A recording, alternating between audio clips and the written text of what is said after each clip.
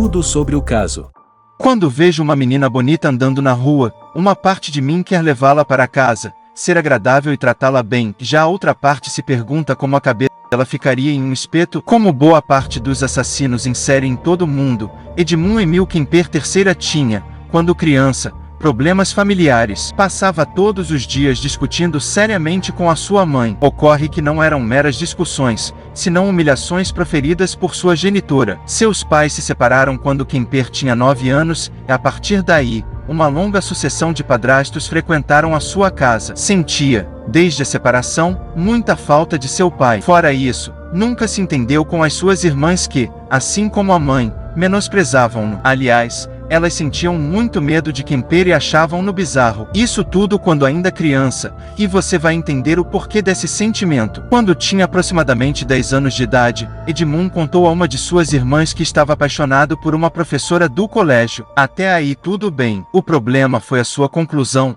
Teria de matá-la para conseguir um beijo. Essa frase foi dita, espontânea e autenticamente, à sua irmã. Além disso, desde cedo, Edmund gostava de brincadeiras bastante excêntricas para sua idade, simular uma morte em uma câmara de gás e decepar os gatos de sua mãe. Era uma criança absurdamente alta, tinha 2 metros de altura aos 16 anos e pesava mais de 100 quilos. Talvez a grande problemática na desenvoltura psíquica de Kemper foi o modo como seus responsáveis lidaram com o seu exotismo. Ao invés de procurarem ajuda psiquiátrica ou até psicanalítica, naquela época, na metade do século passado, a escola psicanalítica, liderada por Freud, estava popularizando-se cada vez mais na Europa e no mundo. Entretanto, ao invés disso, a mãe de Edmund preferiu transferir o seu quarto para o porão, um local sem o mínimo de ventilação e iluminação, ou seja, segregar e esconder seu filho de conhecidos e da própria família. Paralelamente a todas essas dificuldades, Kemper levava uma péssima vida escolar. Mesmo sendo muito alto,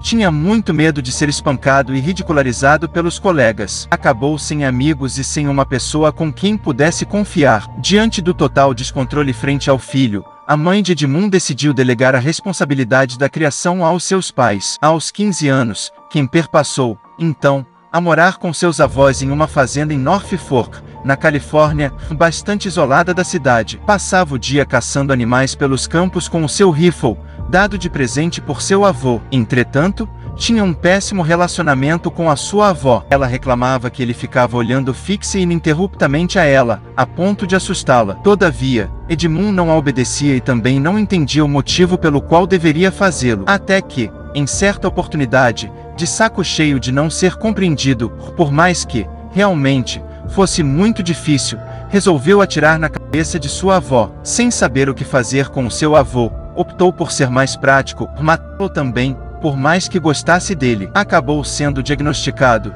por decorrência de tais crimes, como psicótico e paranoico. Foi, portanto, internado no Hospital Psiquiátrico de Atascadero, onde, finalmente, não se achava mais estranho perante os demais. Quanto mais ouvia as experiências sádicas e doentias de seus colegas de quarto, os casos de eram os seus preferidos, mas incentivava psiquicamente as suas fantasias sexuais. Obviamente que nunca narrou tais ficções aos seus médicos. Como aos olhos dos profissionais da saúde, Kemper era um paciente obediente, religioso, focado nas tarefas a ele demandadas, inteligente e sobretudo arrependido de seus crimes. A sua alta médica estava na iminência de ser concedida. Enquanto isso, foi agraciado com 18 meses de liberdade condicional. Apesar de não indicado pelos médicos, voltou a conviver com a sua mãe. Tinha uma grande admiração à carreira policial. O seu sonho era trabalhar na polícia. Ocorre que a sua aspiração foi frustrada, pois era alto demais para o máximo de altura permitido no edital. Chateou-se bastante e passou a colecionar armas de fogo e facas. Além de sua grande decepção em não poder ser policial, mesmo tendo conseguido um bom emprego e adquirido a sua independência financeira, sua mãe continuava desprezando-o e humilhando-o. Aos 20 anos,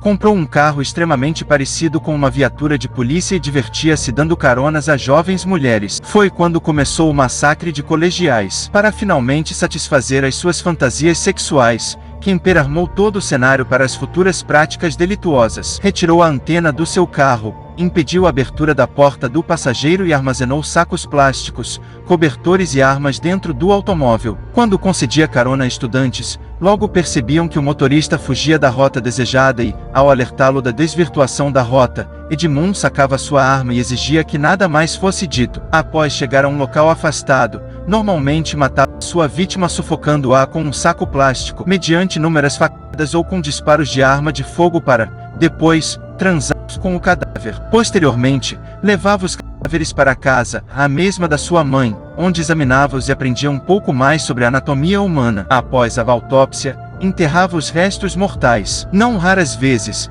transava com defuntos sem a cabeça. Possuía muito orgulho e prazer ao conversar, nos dias posteriores ao crime, com os policiais da cidade que lhe narravam a crueldade dos novos casos de homicídio e estupro. Mal eles desconfiavam que o autor era aquele para quem contavam as ocorrências. Por mais que Edmund sentisse um prazer imenso ao matar e estuprar colegiais, nada se comparava ao deleite que sentia ao fantasiar uma relação sexual com a sua mãe. Era uma depravação edípica ao extremo. A sua compulsão erótica foi ficando cada vez mais forte até tornar-se incontrolável. Determinado dia entrou, de madrugada, no quarto da mãe, com golpes contundentes de um martelo, assassinou a genitora. Logo após, decapitou-a e, mesmo sem cabeça, transou com o defunto da própria mãe. Não satisfeito, pegou uma faca e cortou todas as cordas vocais do cadáver, pois, mesmo sem vida, continuava a ouvir a voz da sua mãe aporrinhando. Por fim, separou o crânio de sua genitora e passou a dizer tudo o que pensava a seu respeito. Depois foi jogar dardos em seu quarto. Sim,